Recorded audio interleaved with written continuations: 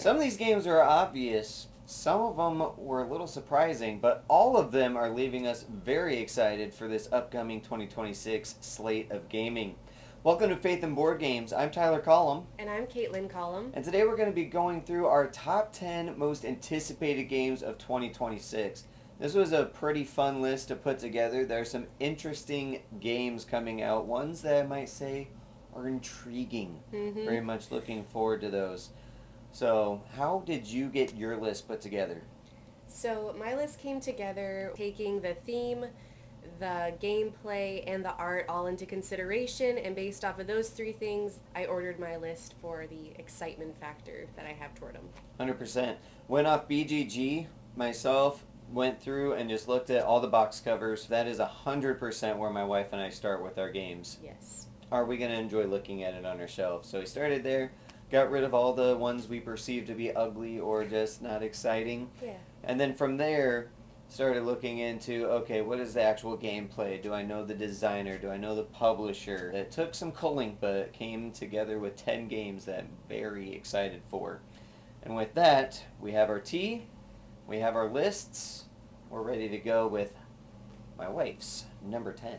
So, my number 10 is my magnum opus. Shocking.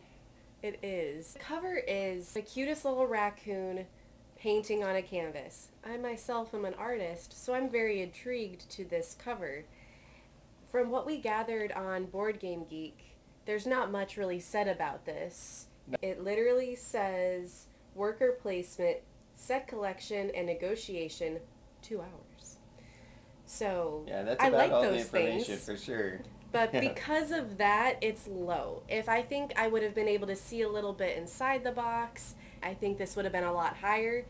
But because of the appearance of what I hope is going to be a strong theme, it did make it on my list as number 10. Nice. So nice. that was my magnum opus. All right, I'm going to cheat a little bit on my number 10. Did you put down My 2? number 10... You put down 2? I put down 2, all right? There was a tie for number 10. There's a couple of kids' games that are coming out that I was pretty evenly excited for both of them, so I'm gonna cheat. It's my channel. I can do what I want. Let us know in the comments if that should be allowed or not. 100% allowed. It's in the addendum or something like that. Anyway, number 10 is going to be Dixit Kids and Upside Down Kingdom. Now, Ooh. Dixit Kids is going to be very exciting. My wife and I, we love Dixit. Yes. My kids are just, they're like, our oldest is 5, so right on the threshold of kind of being able to... They can't keep a secret. No, they cannot. So we tried. They can't keep a secret. Which is where Dixit Kids is perfect because it's cooperative. Where, from what I could understand, one person is putting in their card like normal, but then the rest are working together to figure out which one matches any emotion the best. So I'm really excited about that one, and they said that all the cards that come in it, it's brand new cards, and that they'll work with the kids edition as well as other Dixit, so you can just mismatch them all together and just get more cards for It's just so much regular fun. Dixit. I love combining the decks. It is. So that is a lot of fun. So Dixit Kids is very exciting. And then Upside Down Kingdom, I mean, that just fits with the channel. That has to come on here. For sure. That's true. I love the concept of the Kickstarter page where it's just a tool that you can use with your kids. It looks like it's going to be good for the middle to upper elementary range is what it seems like, as they're going with like an asymmetrical style game. It's another cooperative one, which I think is perfect Great for kids, where you get to work together and figure things out. The Kickstarter page was pushing the fact that there's a game behind this, which is great. It's not just a teaching tool, but a good game behind it. But the main push is the gospel, which is the most important thing.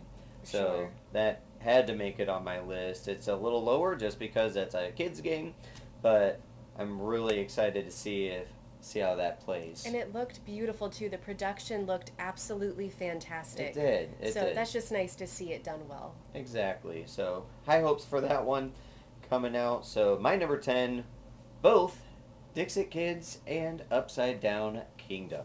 All right. So my number 9 is Natural Chaos. Ooh, that did make your list, It huh? did. You'll see the cover up on the screen. It looks at least like it has to do with weather. I absolutely love weather, and we don't own a game that has that as a strong theme. However, this does not sound like the theme is going to be the strongest component of the game. But Nay. even with that aside, I still love the idea of it. It is only supposed to be around 15 minutes. It's a two-player game, which we usually play just two-player. So, two-player, 15-minute. Right now, as a mom of four little kids, I just absolutely am gravitating more toward those quicker games. It just sounded fun, even though it was abstract. He really sold me on the cool components Yes. for this game. It's really a Connect Four, is what it is, with rock paper scissors thrown in there, where different elements can put the beat down on other elements. I don't know. Okay. So it was very But intriguing, and I love the idea of some kind of a weather theme. That is my number 9, Natural Chaos. nice, good pick. That was just on the outside looking in. That was my 11 or 12. Oh, how Right on interesting. the chopping block. All right, so my number 9 is another game that is on Kickstarter, GameFound. I forget which, but it's Journeys Afar, Ooh. the Ketsueki, a 1 to 4 player game here, which looked very intriguing. I loved the look of the game and the idea of the game. Those two things really pulled me in. The idea of traveling into these different worlds. You have really different players, and as I dug into the game, each of those worlds plays very differently. They have a different mechanics and different story beats that you can discover as you go to these different places. And I really enjoyed the idea that each character has their own little story that you're trying to complete, their legend that they're trying to tell. You're doing that by just traveling around, visiting a bunch of different places, and we love exploration Yes. in like Breath of the Wild style, just kind of that open world. We're just getting a Stardew Valley, just kind of being able to craft your own tale, go to your own different places and the map and just explore. That is my number 9, Journeys Afar.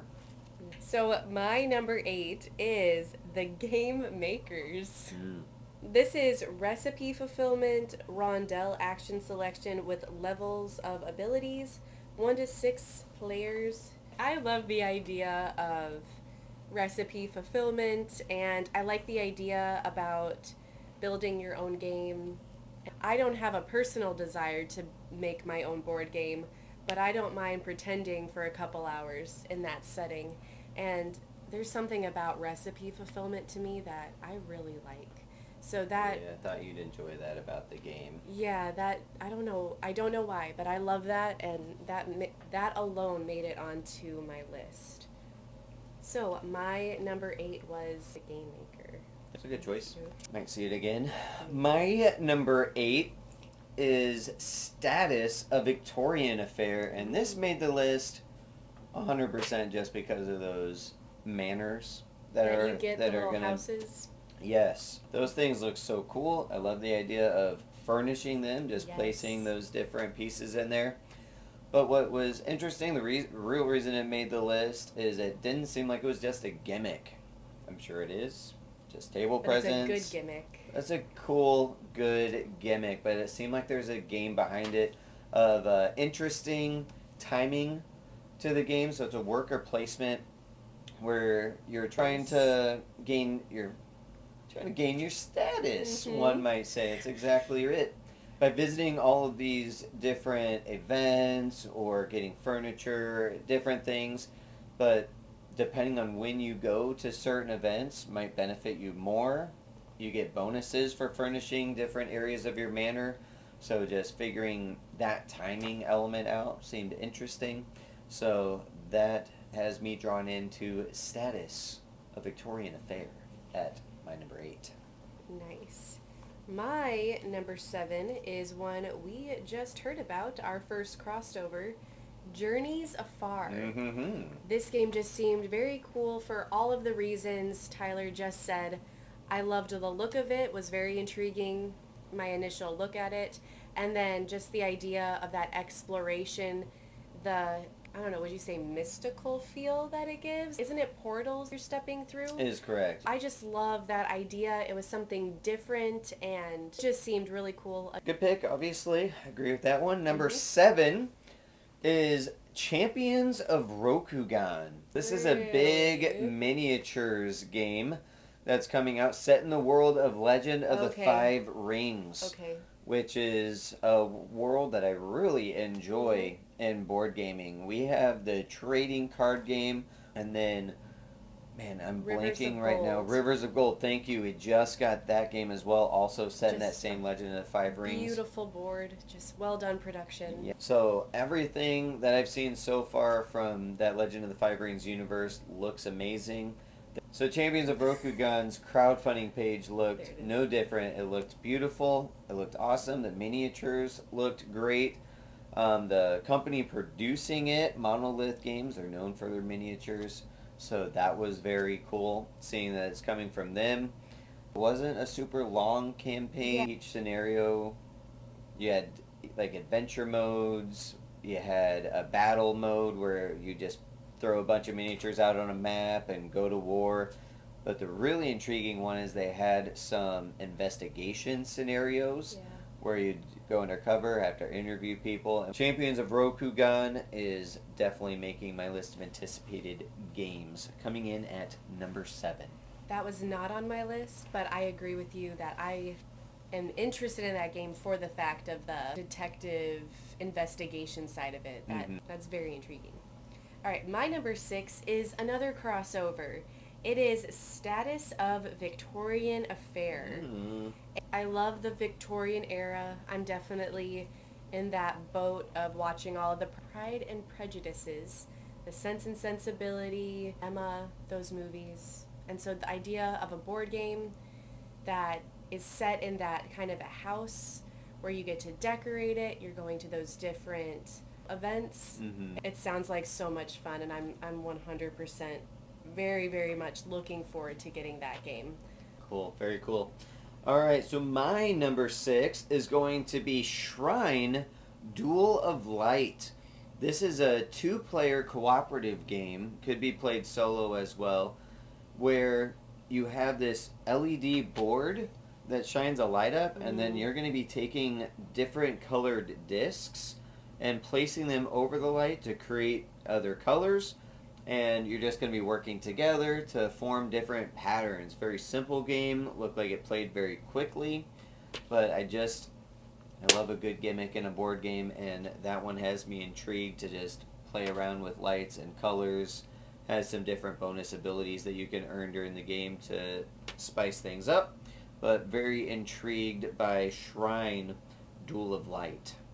That could be a really cool game for like an art class to teach color theory. That could be really cool. Or even like with kids, if you need to teach them how to mix colors, how colors work. That could be really cool. That's true. All right, so my number 5 is Dreamwood. Dreamwood surprised me. It looked like just any other game. It was just so vague. But then when we started looking into it, the inner components and look really caught my attention. I'm like, oh, it should be on the cover. It was so funny looking inside that game. Like, I almost thought I was looking at 2 different pages on BGG. It's like, no, I think they got this link wrong. That front cover definitely looked like an adventure game, and then on the inside it was just this cutesy Everdell-esque animal creature comforts style vibe a little bit, you know. Yes. So the gameplay is simultaneous secret selection, which I really liked with Critter Kitchen. Yeah. I was afraid that I wasn't going to like that with Critter Kitchen because we usually just play 2 players. And I was thinking that's just not going to be fun for 2 people. But the way they did it, it was just absolutely fantastic. It's just that is such a good game on a side note. So anyway, because of that component or mechanic in this game, it really intrigues me. And I loved the look of it on the inside. I absolutely love those little wooden forest creature worlds. So if there's a good game behind that kind of theme and setting, I'm all in. So that is my number 5, Dreamwood. Very cool.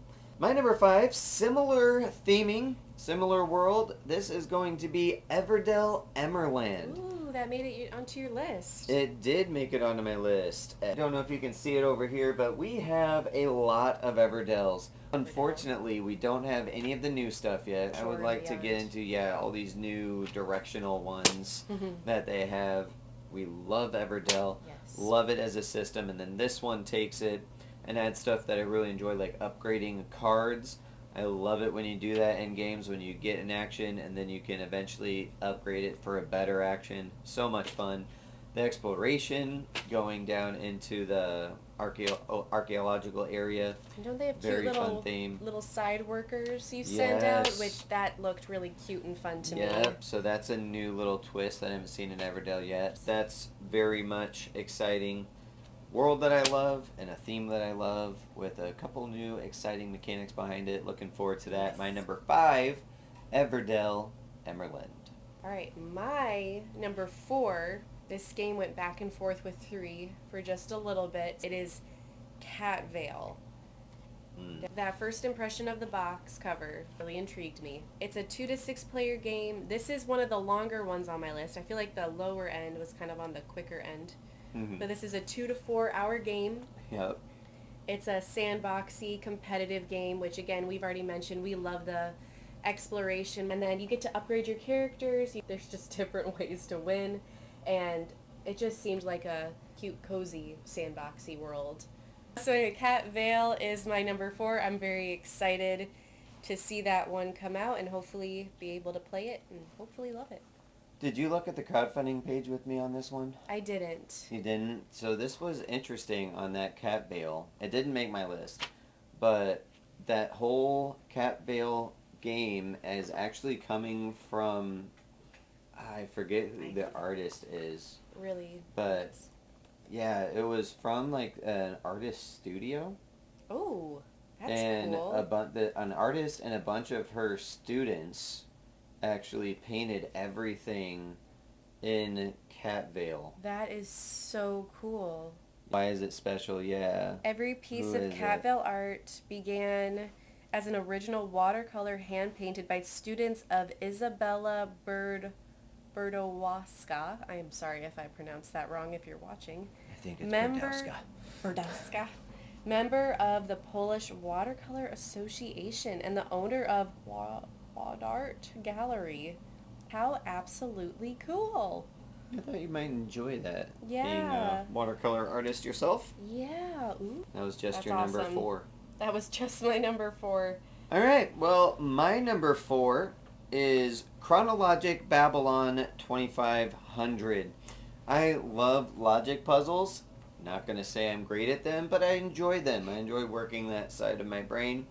My family played Clue all the time. That was a family favorite. Would you say that's a very basic logic puzzle Clue? It is. From what I've heard and looked into, Chronologic is just a more gamery version of Clue. Same concept. It's like who, when, why, how, Yeah, all but just that. the deduction. Yep, and you're just deducing, going around asking questions, which will give some information to your teammate. Not teammates, but to the other players at the table. To help figure it Yep, out. but when you ask the question, you get more information than they do, and then it's just who's going to come up with the solution first. Very much enjoy that style of game. Been trying to get my hands on one of those, just haven't gotten around to it yet. So hopefully Chronologic Babylon will be the one we're able to snag. My number 4. That would be very cool. My number 3 is Airport Empire. This is a 2-player game. You're racing to complete 6 destination cards, and you also have secret missions. I love the idea of running an airport or kind of being in that world. I randomly love to fly, and a lot of fond memories traveling in airports. This really intrigues me. The theme alone, the look of it, Airport Empire is one I'm very excited about. Good choice for your number 4. My number 3. That's what I said. My number 3 is Jurassic Crisis. Love dinosaurs as a theme. And this one has that almost Robinson Crusoe meets dinosaur world kind of an idea where you are on an island. You have to survive on an island inhabited with dinosaurs. But you can actually train these dinosaurs. You can capture them, train them, make them your pets, or help them fight other dinosaurs with, or other players. It sounds like in the game you might work together to be able to help each other survive, but when the time is right, turn around and stab your partner in the back or have your dinosaur nip at their heels on their way out of your camp or something to that effect. I don't know. I love the look of the game. It looked very cool, very mysterious. Yeah. That really is like, ooh. It's an intriguing look. It makes you want to discover what's inside. Exactly. The only thing that's keeping it from being a little bit higher in the list is just the length of it.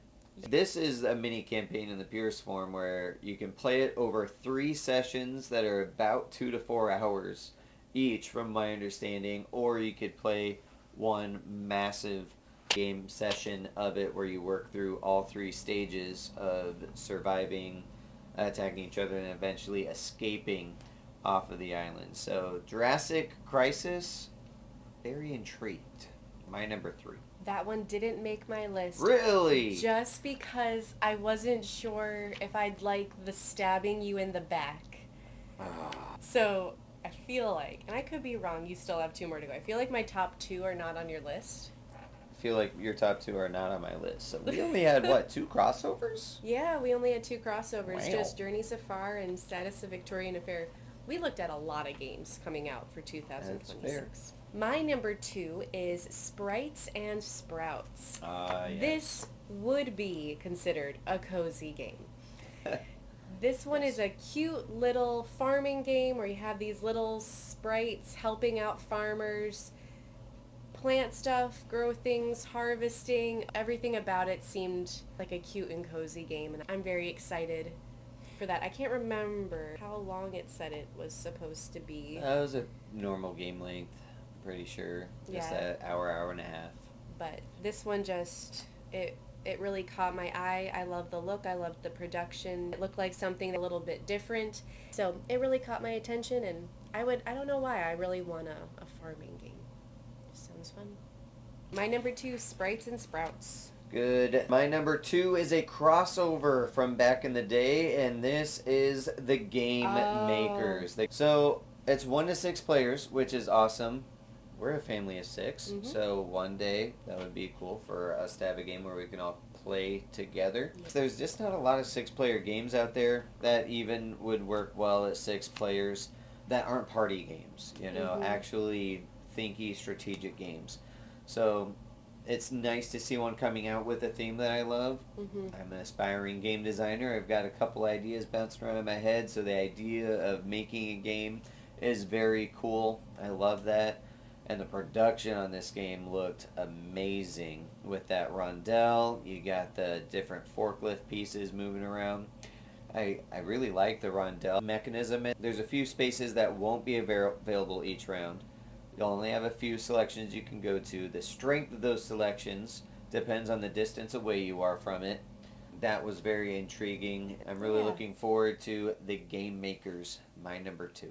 That one does just sound really cool. Alright, my number 1 is going to be no surprise to you. Nope. My number 1 is Barista. This game, I hope so very, very, very much that it is good. I love coffee. I love it so much. And I really, really, really want a good coffee game. A good coffee cafe themed game that feels like the theme, that is just a fun game. The cover was gorgeous. The sound of it, it's a worker placement engine building game. You're running a coffee shop, and I really hope that it delivers what it promises and that it's a good game. So my number 1 is Barista. Yep, this one I knew it. As soon as I was looking through the list, finding these games, I saw that one, saw what it was about. I'm like, oh, this is going on her number 1 for sure. Yeah, there's no competition there. Very nice. My number 1 is Clash of Clans. Oh. Yep. Very excited about this one. Seen that coming. Yeah, when it first came out back in the day, I got into it, got out of it for a long time, and then got back into it. Once and you then, saw. Yes, and then I saw this game was coming out. I'm like, oh man, that is awesome. Clash of Clans, the idea behind it is something that I love, where you are building a civilization up and you just keep upgrading the different parts of your town and you just see each area improve. So seeing this game come out and it has that same concept where you start with a small village and then you're just getting different buildings in there that'll help get you resources a little bit faster, help you attack other people better. And it was fun. I got to watch a playthrough of that a little bit. On the Dice Tower. It felt pretty lighthearted, Yes. which is what the game is. It's such And a the look of it. yes, exactly. The look behind it, the cartoony vibe, everything is just silly in Clash of Clans. Yeah. So it doesn't feel like, oh, I'm targeting this person. Yeah, kid-like fun. Yeah, exactly. I'm just gonna go burn down your village real quick. So that just looks really fun. It looked like a great theme that I enjoy behind a good game. Clash of Clans, my number one. So that's our top 10 most anticipated games of 2026. Let us know down in the comments any games we missed, which games you're looking forward to. If you enjoyed this video, please hit that subscribe button as well as give it a like. That's a free way for you to help support the channel, allow us to make more content for you in the future. So until next time, look forward to playing more games in 2026 and stay awesome. Bye.